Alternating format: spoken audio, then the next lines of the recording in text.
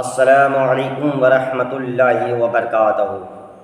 नाज़रीन, उम्मीद है कि आप तमामी दोस्त खैरियत से होंगे और अल्लाह ताला आप लोगों को सलामत रखे। मेरे अज़ीज़ दोस्तों, बहुत से लोग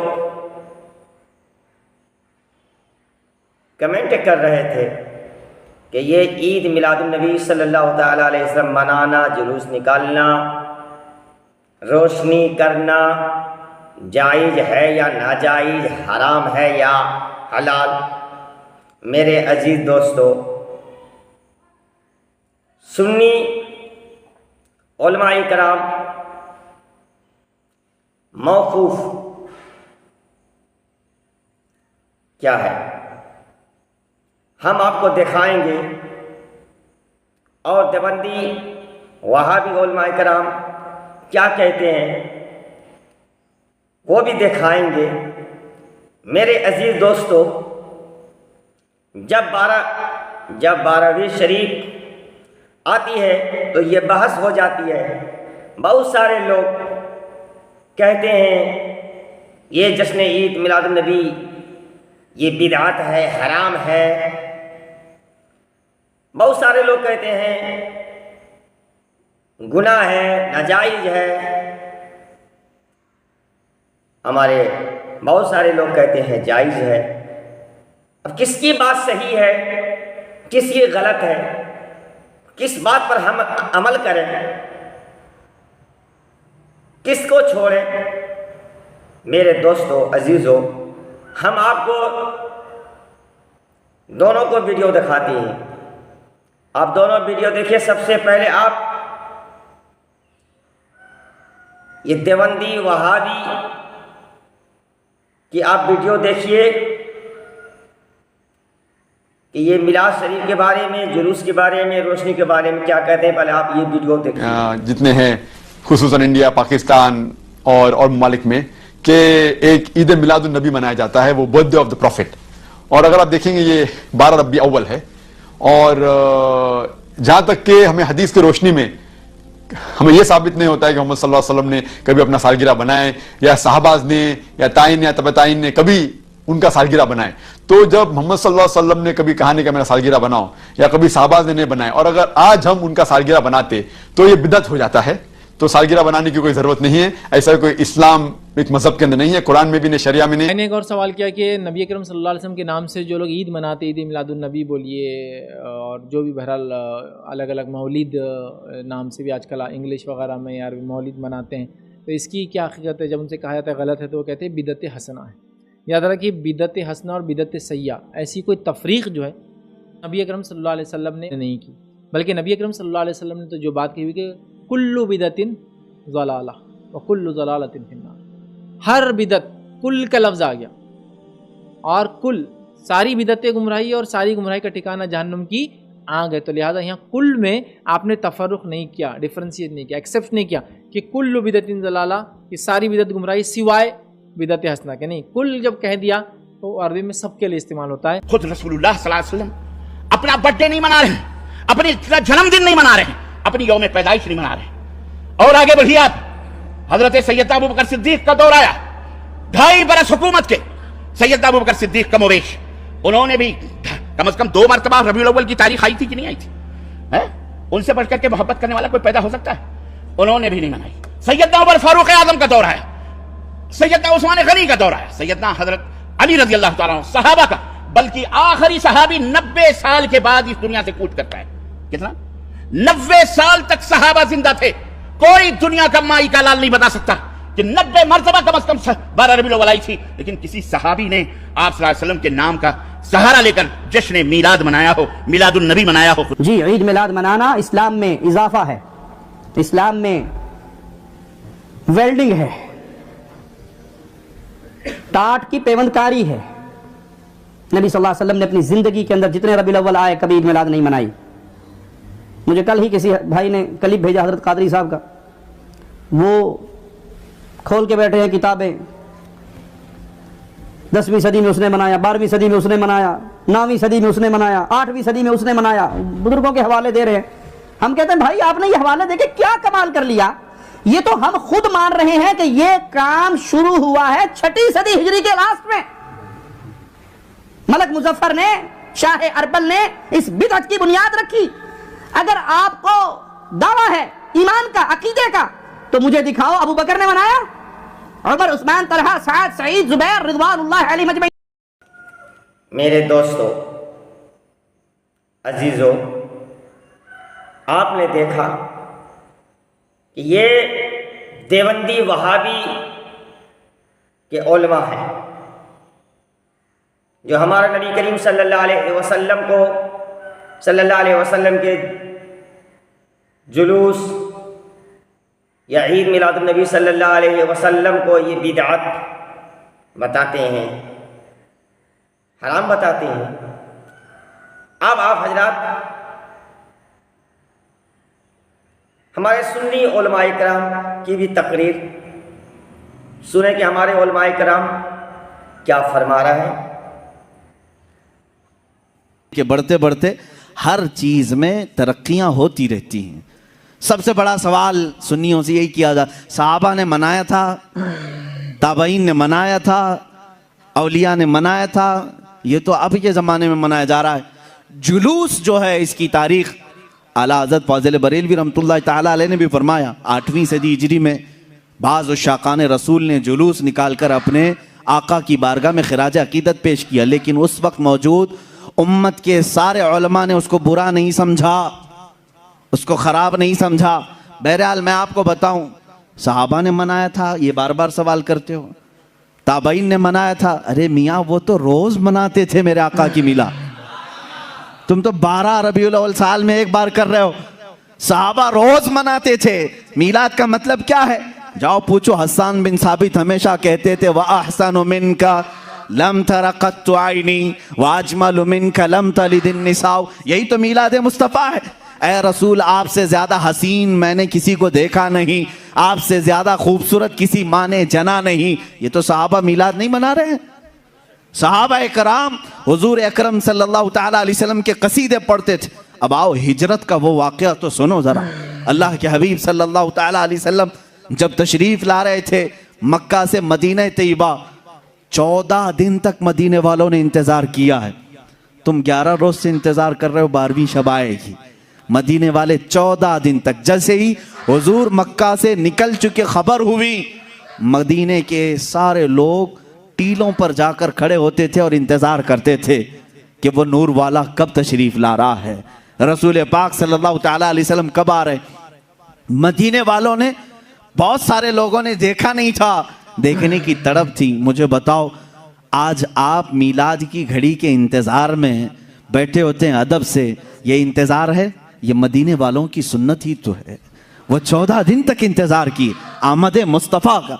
और जिस वक्त रसूल पाक की आमद हुई, अब हदीसों में है, बुखारी शरीफ भी पढ़ो आप, मुस्लिम शरीफ भी पढ़ो, हदीसों में मौजूद है, फरमाया रसूल करीम सल्लल्लाहु ताला अलैहि वसल्लम जैसे ही कुबा की चोटियों से नजर आने लगे, जितने मदीने में हबशी थे वो अपने नेज़े निकाले, ढाल निकाले और अपना मखसूस जो उनका रक्स होता था उससे वो रक्स करने लगे। ढालों पर अपने नेज़े मार मार कर कहते थे, मुहम्मदुन अब्दुन सालेह, मुहम्मदुन अब्दुन सालेह। ये अल्फाज थे हबशियों के। और उसके बाद बनु नज्जार एक ख़ानदान था, उस ख़ानदान की सारी बच्चियाँ अपने हाथों में दफ लेकर के आईं, यूँ कहती थीं, तलअल बद्रु अलैना मिन सनियातिल वदाई वजब शुक्र अलैना मा दआ लिल्लाहि दाई। ये आगे पूरा मौजूद है कसीदा, जिसमें वो कहती हैं, अंत शर्रफ्तल मदीना मरहबन या खैर दाई। ये गुनगुनाते हुए वो यूं कह रही थी, हम पर 14वीं का चांद तुलू हो गया है। कहाँ से? सनियतुल वदा की घाटियों से। उसके आने पर हम पर शुक्र वाजिब हो गया है। मुझे बताओ, ये मीलाद नहीं है तो और क्या है? हुजूर पाक की मीलाद का मतलब है हुजूर की सीरत बयान करना, हुजूर पाक की तारीफ बयान करना, यही तो मीलाद है। हम मजलिस मीलाद का मतलब क्या है? सिर्फ 12वीं शब को मनाना, यही नहीं, साल भर जब भी आप मेरे आका के तस्करे करेंगे हम उसको मीलाद मुस्तफ़ा ही कहते हैं। मौलूद की महफिल है, मजलिस मीलाद है, जहाँ रसूल पाक की आमद के किस्से बयान किए जाएं, तारीफ व तौसीफ बयान की जाए, वो मीलाद है। सहाबा ने किया है मेरे अजीज़ों। अब अल्लाह के नबी सल्लल्लाहु ताला अलैहि वसल्लम जब तशरीफ़ लाए तो क्या हुजूर ने मना कर दिया? जो हिजरत के बाद हुजूर तशरीफ़ ला रहे थे। अच्छा, इसमें ये भी देखें, जब रसूल पाक सल्लल्लाहु ताला अलैहि वसल्लम तशरीफ़ लाएं तो उस वक्त का एहतराम और ताज़ीम करना ये सिद्दीक़ अकबर ने भी सिखाया है। उसकी एक खुसूसियत होनी चाहिए।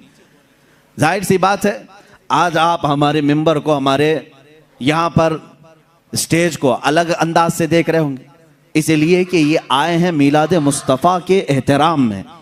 मस्जिद आज अलग रौनक ली हुई है, यहाँ अलग एक रोशनी है, क्योंकि उस साअत और उस घड़ी के एहतराम में, जिस सुहानी घड़ी चमका तैबा का चांद, उस दिल अफरोज साअत पे लाखों सलाम। हम उस घड़ी पर भी सलाम भेजते हैं। सिद्दीक़ अकबर रज़ियल्लाहु ताला अन्हु ने क्या किया था जानते हैं आप? मदीने वाले जब देख रहे थे, गर्दनें फलान फलान कर देखते थे, उछल उछल कर देख रहे थे, दूर से वो नजर आ रहे थे। आने वालों में दो लोग थे, हुजूर पाक सल्लल्लाहु ताला अलैहि वसल्लम और हज़रत अबू बकर सिद्दीक। सैयदना अबू बकर सिद्दीक रज़ियल्लाहु ताला अन्हु का इश्क और उनका अदब भी तो देखें। जब मदीने वाले दफ बजाने लगे और उछल उछल कर देखने लगे, हज़रत अबू बकर सिद्दीक रज़ियल्लाहु ताला अन्हु ने अपना जुब्बा उतार दिया, तहबंद है, और जुब्बा उतार कर एक लकड़ी में लगाया और हुजूर सल्लल्लाहु ताला अलैहि वसल्लम के ऊपर झंडे की तरह हिलाने लगे। हुजूर पाक सल्लल्लाहु ताला अलैहि वसल्लम के चेहरे पाक के ऊपर हिलाने लगे।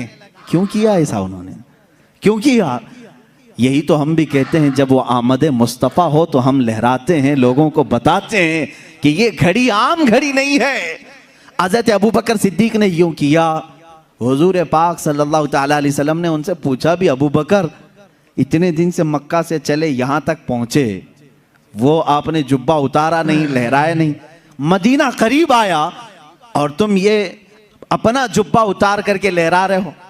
सिद्दीक़ अकबर के इश्क को लाखों सलाम, अदब व एहतराम को लाखों सलाम।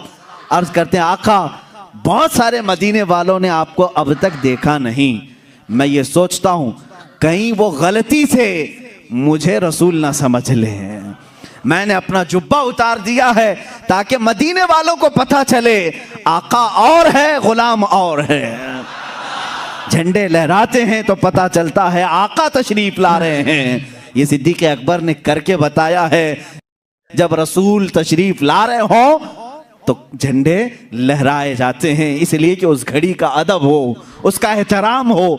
मदीने वालों ने देखकर ही पहचान लिया, जो लिबास उतार कर आ रहा है वो गुलाम रसूल है, और जिसके सर पर झंडा लहरा रहा है अगर से जुब्बे का हो वो मुहम्मदुर रसूलुल्लाह है। मेरे आका सल्लल्लाहु ताला अलैहि वसल्लम के आने का अदब और एहतराम मदीने वालों ने भी किया था। अब मैं ये कहता हूँ कि जिसे मदीने वालों की खुशकिस्मती मिली वो मेरे आका की मिलाद मनाएगा और मदीने वालों में उसका हशर भी होगा, क्योंकि मेरे आका ने फरमाया है, मन तशब्बह बिकौमिन फहुव मिनहुम। जो जिस कौम की आदत को अपनाएगा दुनिया में, क़यामत के दिन वो उसी कौम के साथ उठाया जाएगा। ऐ वहाबियों, तुम मक्का के इब्लीस के साथ गम मनाओ और तुम्हारा क़यामत के दिन हशर उन्हीं की जमात के साथ होगा।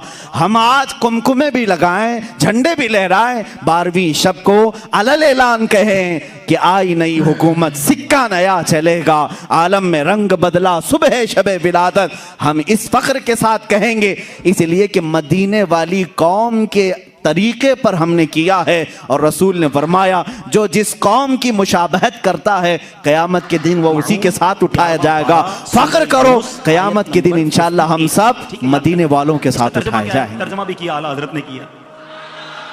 तुम फरमाओ, अल्लाह ही के फजल और उसी की रहमत और उसी पर चाहिए कि खुशी करें, वो उनके सब धन दौलत से बेहतर है। अल्लाह की रहमत और फजल पर खुशी करें तो सब धन दौलत से बेहतर है। अच्छा, फिर अल्लाह की कोई भी रहमत हो तो खुशी करने का हुक्म है, तो जो सबसे बड़ी रहमत हो, जो सबसे बड़ी नेमत हो। अब आप हो सकता है कोई कहे, यार नबी पाक अल्लाह की रहमत है, ये कहां से आया भाई? और फिर कुरान का रेफरेंस दे देता हूं। अल्लाह कुरान में फरमाता है, वमा अरसलनाका इल्ला रहमतल लिल आलमीन। मेरे आका तो सारे जहान के लिए रहमत हैं। अहदीस में यह मजमून मिलता है, हदीस कुदसी है, ए महबूब तुझे ना बनाता तो ये कायनात ही ना बनाता। जो वजह तखलीक के कायनात हैं, जिसके सबब ये दुनिया बनी है, उनकी आमद की खुशी क्यों ना मनाएं? तो इंशाअल्लाह धूमधाम से मीलाद मनाएंगे। परचम भी लगाएं, लाइटें भी लगाएं, मगर चोरी की नहीं, बिल देकर। बेशक 2 ट्यूबलाइटें लगाएं, 2 बल्ब लगाएं, मगर बिल देना है, क्योंकि नाजायज तरीके से सवाब नहीं मिलता। महफिल नात करें, किसी को तकलीफ ना पहुंचाएं, ठीक है। अच्छा, अब परचम किस लिए लगाएं? कि दिन में कोई आपके घर के पास से गुजरे तो पता चले कि आशिक रसूल का घर है। लाइट इसलिए लगाओ कि रात में गुजरे तो पता चल जाए ये मीलाद मनाने वाले का घर है। हाँ, अभी कुछ लोग निकलेंगे या निकलने की तैयारी कर रहे होंगे, यार ये लाइटें की जगह जो है किसी गरीब की शादी कर दो, ये न्याज जुलूस करते हो तो किसी मरीज का इलाज करा दो। अब तो उनको जवाब बड़ा तगड़ा देना है। अरबों रुपए इन सैलाब ज़दगान में उन्होंने ही बांटे हैं जो सरकार का मीलाद भी मनाते हैं। इंशाअल्लाह मुसलमानों की मदद भी करेंगे और मीलाद। मेरे दोस्तों,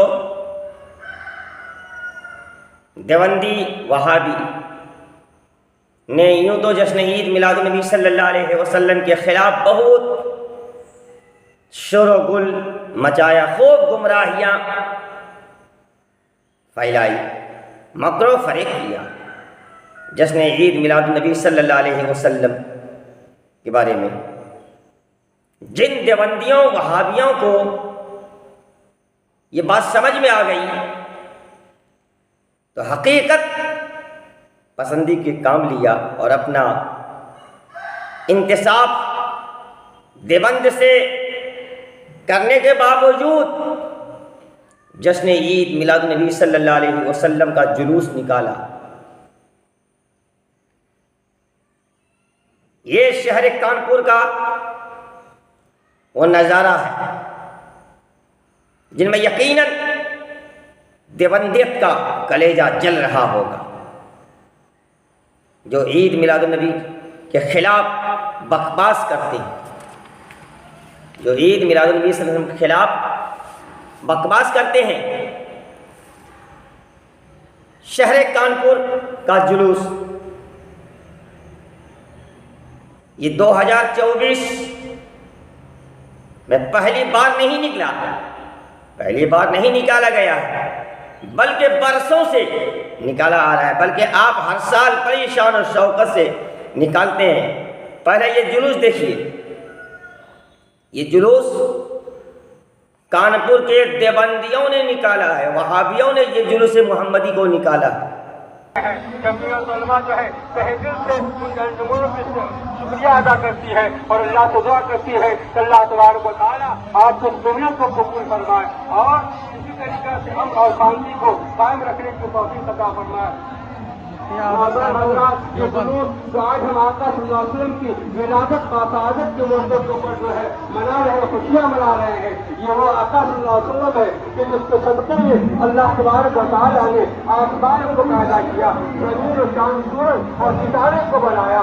अल्लाह तबारक व तआला अगर इस हबीब को पैदा करने का हुआ होता तो ज़मीन और चांद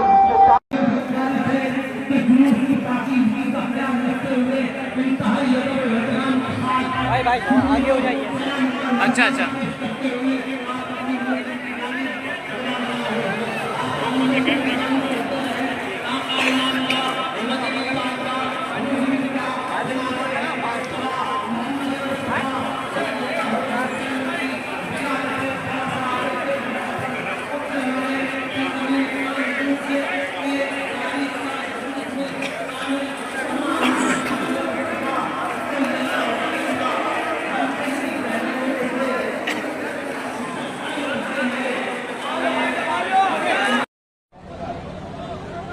पासिंदगान रेडीमेड बाजार, पासिंदगान रेडीमेड बाजार जुलूस मोहम्मदी का दिल की गहराइयों से शान निशान इस्तकबाल करते हैं।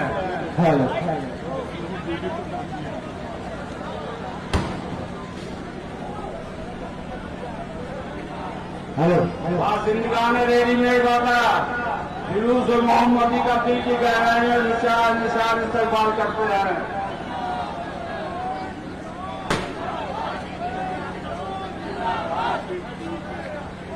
पासिंदगान रेडीमेड बाजार जुलूस मोहम्मदी का दिल की गहराइयों से शान निशान।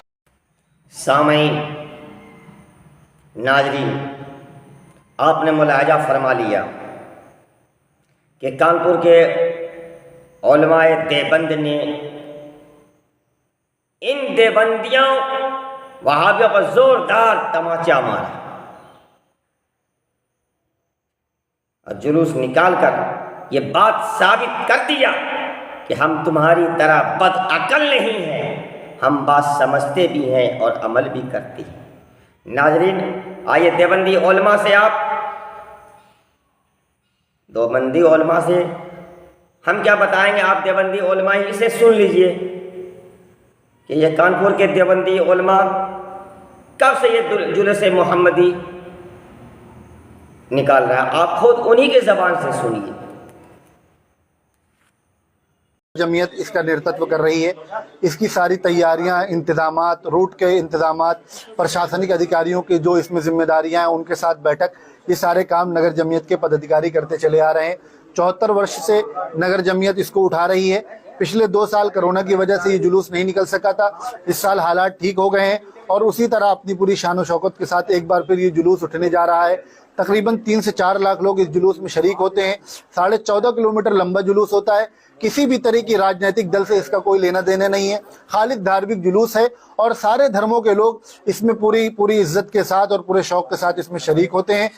हम इस आज के प्रेस कॉन्फ्रेंस के माध्यम से अवामुन्नास से ये अपील कर रहे हैं। ये तकरीबन 14.5 किलोमीटर का जुलूस होता है और इसमें 4 लाख लोग शिरकत करते हैं।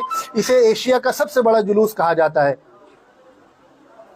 ये अवामुन्नास से हमारी अपील है कि जिस जात के नाम से ये जुलूस निकल रहा है उनकी आज़मत का ख्याल रखते हुए इस जुलूस में शिरकत करें, जुलूस के आदाब का ख्याल रखें, कोई ऐसा काम न करें जो गैर इंसानी और गैर अखलाकी हो। हमें उम्मीद है हर साल की तरह इस साल भी ये जुलूस अपनी तारीख रकम करेगा। से क्या गुजारिश करना चाहेंगे, किस तरीके से जुलूस में शामिल हो, क्या किन बातों को ध्यान रखें? चूँकि ये जुलूस नबी रहमत सल्लल्लाहु अलैहि वसल्लम की तरफ मंसूब है और उनकी पैदाइश के मौके पर निकाला जाता है, लिहाजा पाक साफ सुथरे कपड़े पहनकर, दुरूद पढ़ते हुए, टोपी लगाकर इस जुलूस में शरीक हो। किसी भी तरह की कोई गैर सियासी नारेबाजी ना करें, किसी को बुरा भला ना कहें, अकीदत और मोहब्बत के साथ नबी की शान में नजराना अकीदत पेश करते हुए जुलूस में शरीक हो और अपनी मोहब्बत का इजहार करें।